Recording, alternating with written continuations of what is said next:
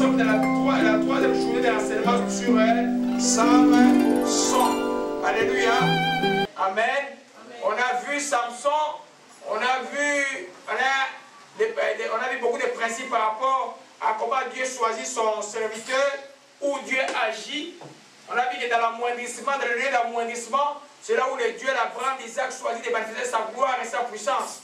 Dans la vie de celui qui dit que je ne peux pas, je ne peux rien, je suis qu'une personne perverse et qui est humble. Alors Dieu va choisir cette personne-là pour faire d'elle une servante ou un serviteur. Alléluia. Amen. Alors, maintenant, aujourd'hui, nous voyons, nous sommes en train de voir, on a vu après que Samson est tombé dans le piège d'un esprit important qui est l'esprit de Delilah. Alléluia. Amen. Amen. Alors, je ne vais pas revenir sur ça là. On a vu simplement que l'esprit de Delilah, c'est un esprit qui cause, qui apporte de l'argent, amenant la personne qui domine à trahir son alliance.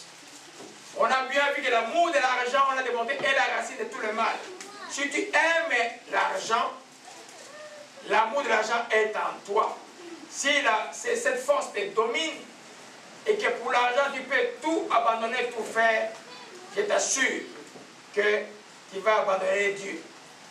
Tu vas abandonner l'évangile comme Démas, un ami fidèle à Paul, qui à un moment a abandonné Paul à cause de l'amour de ces mondes.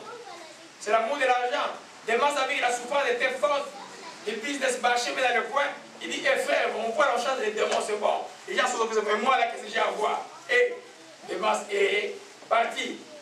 Oh, Amen. Amen. L'amour de l'argent, mes bien-aimés, quand Yves et regarde mes bien-aimés, quand on enseigne, regarde-toi dans le miroir. Chasse l'esprit d'amour de l'argent, même si tu ne s'arrêteras pas, chasse-le. Tu peux t'étonner que comment tu peux t'en être rempli de mémoire de précarité. Quand à cause de l'argent, tu peux bafouer tes propres valeurs, dites que l'amour de l'argent est en toi. Alléluia. On a vu que l'esprit de Delilah avait l'amour de l'argent. On a vu que l'esprit de Delilah usait la flatterie pour atteindre son but. Quand tu es une femme qui use la flatterie pour obtenir quelque chose dans la vie de ton mari, tu as besoin de cette prière. C'est ton mari, tu n'as pas besoin de flatter. Tu as besoin de demander. C'est ta femme qui n'a pas besoin de flatter. Tu n'as pas besoin de demander. Il ne faut pas commencer à... Certains enseignements se donnent. Tu sais, si tu veux être bien avec ta femme, il faut commencer à la flatter, beaucoup de choses pendant la journée, la flatter. Et puis, ce n'est pas ça l'amour, mes bien-aimés. C'est partiellement l'amour, comme je l'ai montré la fois passée. Parce que l'amour, c'est des actes. Les sentiments et les actes vont ensemble. Alléluia. Donc, quand pour Isaac une flatterie, quelqu'un devient gentil pour obtenir un gain, ce n'est pas étonnant que cet esprit soit là. Alléluia. On a dit que c'était un esprit intrigant. Quand la personne veut obtenir quelque chose, il fera tout ce qui est nécessaire, même si ça lui coûte sa propre vie, à obtenir la chose. À trahir son alliance. On a vu aussi que c'était un esprit qui était hypocrite. Amen. Je m'appelle cette petite sœur, elle vient en vision, qui s'est cachée à Kinshasa, et puis il dit, mais comment tu as interprété ce que je vis pour toi? Oh, il y a c'est peut-être une hypocrisie. Alors, être une hypocrisie, c'est comme quelque chose de rien, mais l'hypocrisie, c'est très grave. Amen. Dans la parole, c'est de qui les hypocrites ne verront pas Jésus-Christ. Amen. L'amour doit être un amour vrai. Alléluia. Et on a vu aussi que c'est un esprit, et celui qui en possède est plus attaché à sa famille, à son clan, à sa tribu qu'à son mariage. Si tu es marié à quelqu'un d'une autre tribu, amen, va lire un peu. Quand Rebecca était mariée et qu'elle a quitté sa famille pour aller rejoindre Isaac, est-ce qu'elle est encore retournée chez Laban? Non. Elle était restée chez Isaac jusqu'à ce qu'elle à sa mort. Amen. C'est pourquoi nous devons savoir que l'attachement, l'homme qui trace au père doit s'attacher à sa femme, c'est quelque chose de très important. Amen. Dans le cas de l'esprit de Delilah, pour ceux qui peuvent être victimes de ça, quand tu vois que tu es plus attaché à la famille, plus attaché aux frères et sœurs qu'à ta femme ou à ton mari, c'est problématique. Alléluia. Amen.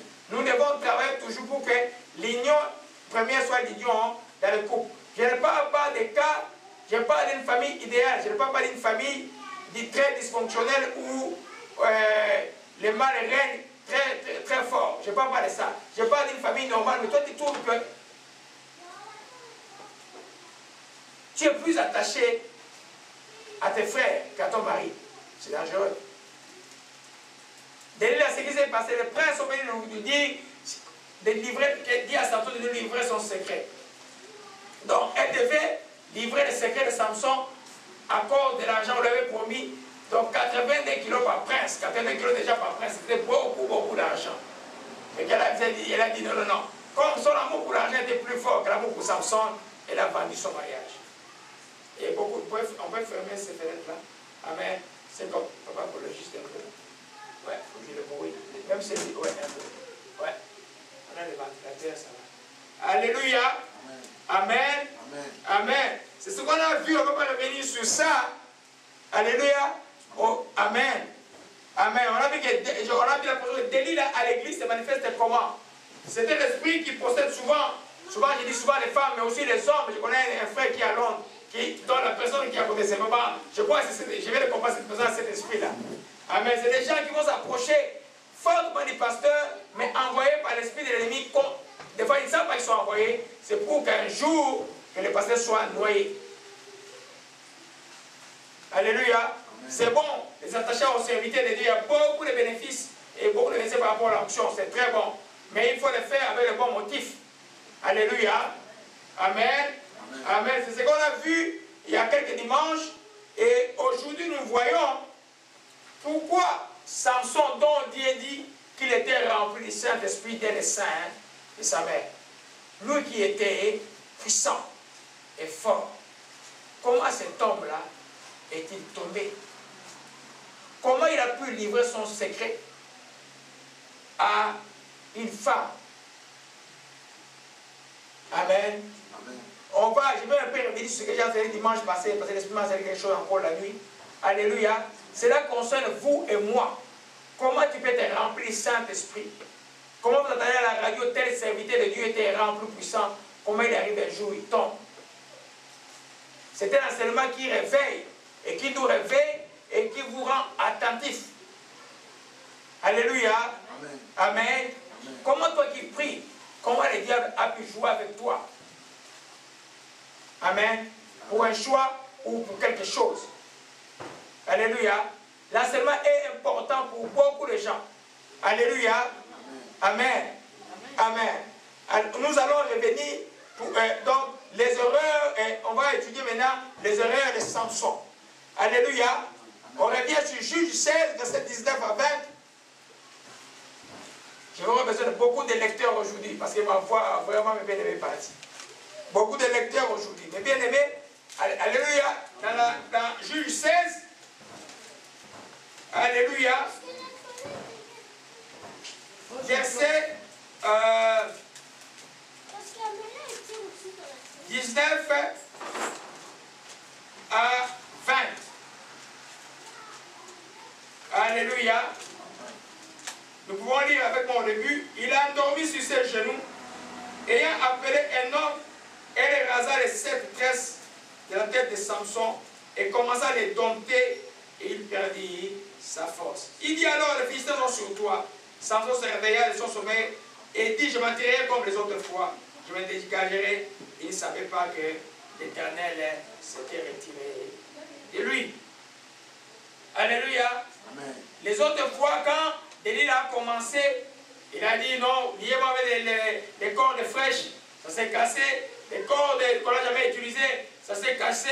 Lié, faites-moi des traits sur les cheveux, ça s'est cassé. Comme elle se mettait à l'importuner tous les jours, l'homme de Dieu a livré son secret et il est pris au piège. Amen. Ce n'est pas étonnant que tu rencontres une Delilah dans la vie. Mais ça va être étonnant sur toi de te laisser tromper. Parce que toi, tu peux t'échapper. Alléluia. Amen. La première chose que nous avons vu dimanche passé était que, alléluia, que c'était les pièges des sentiments. Les pièges de l'amour éros. La Bible dit que Samson, après cela, il aima une femme de la vallée de Sukkot. Elle se nommait Delilah. Il aima une femme.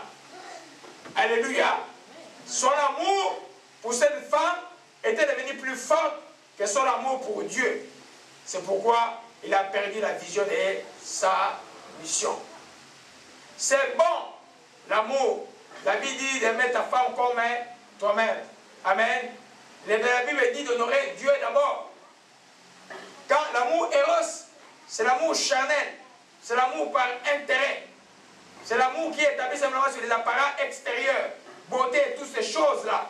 Cette forme d'amour, un jour dans votre vie, vous coûtera cher. Amen. Je ne dis pas que vous n'allez pas épouser une femme belle. C'est bon. Épouser une femme belle, mais aussi belle du cœur aussi. D'abord du cœur. Et ça, c'est celle Dieu qui veut vous aider par l'esprit de discernement. Il aimait beaucoup Delilah. Et quand il s'est mis à nous mettre de la pression, Delilah a utilisé tous les artifices de l'amour éros pour les dompter. Vous voyez le verset 19 dit simplement ici qu'il a endormi sur ses genoux. Qui aimerait que sa femme l'endort sur ses genoux? C'est pas mal ça. Amen. Il a endormi sur les genoux et puis là il a déjà coupé les cheveux, mais elle l'a dompté au point que sa force puisse les quitter. C'est démoniaque ça. Toute la force puisse les quitter. Alléluia. Combien de gens à Kinshasa ou ailleurs dans le monde qui, quand il a eu l'argent, il a oublié sa femme de la maison, il est tombé sur une Delilah quelque part. Le jour où la Delilah la dompte, il dépense tout. Le jour où il n'a plus l'argent, Delilah lui dit, hey, qu'est-ce que tu fais ici? Sors. Amen. L'amour par intérêt. Amen. C'est le piège des sentiments. Quand vous aimez quelqu'un, aimez-le, mais ne l'aime pas plus que ton Dieu. Quand quelqu'un dans ton amour te trouve, commence à t'amener dans un chemin qui te fait perdre ce que Dieu t'a donné, il faut être très vigilant. On va voir comment s'en sortir dimanche prochain. C'est très très profond. Alléluia. Amen. C'est pourquoi il faut avoir le discernement. C'est pourquoi il faut balancer dans la vie des couples prière et vie conjugale. Prière et vie conjugale. Je connais quelqu'un, s'il n'avait pas écouté Dieu en son retour dans ce pays ici, s'il n'avait pas géré comme Dieu avait ordonné, ce jeune homme-là serait mort aujourd'hui. Il a écouté Dieu au point de gérer pendant un nombre de jours. Quand il finissait son jeûne, les choses se sont déclenchées. Il est vivant, et il vivra, et il verra la gloire de Dieu. Amen. Amen. Vous comprenez, mes bien? Quand Dieu te dit de jeûner, jeûne. Même si tu avais placé un vendredi de lune avec ta dulcinée, toi, jeûne. Si Dieu te dit d'entrer en prière, entre en prière. Alléluia. Amen. L'amour éros a été un piège pour beaucoup de serviteurs de Dieu. Vous voyez pas comment c'est étonnant aujourd'hui, chaque personne qui devient pasteur, 6 mois après sa femme devient pasteur. Moi j'aime beaucoup les exemples qui sont bibliques. Quand je ne trouve pas trop de choses dans la Bible, je n'adhère pas dedans. Amen. Esaïe bien sûr était prophète et sa femme était prophétesse. Ça arrive. Mais ce n'est pas quelque chose d'automatique. Et qui s'assoit, tout le monde qui devient pasteur, sa femme, faites attention, quand vous usurpez le pouvoir de Dieu comme ça, Delilah ou Jézabel entre en toi automatiquement. Et quand il va faire le service de Dieu avec ce que tu n'as pas, tu commences à forcer toi-même, à forcer.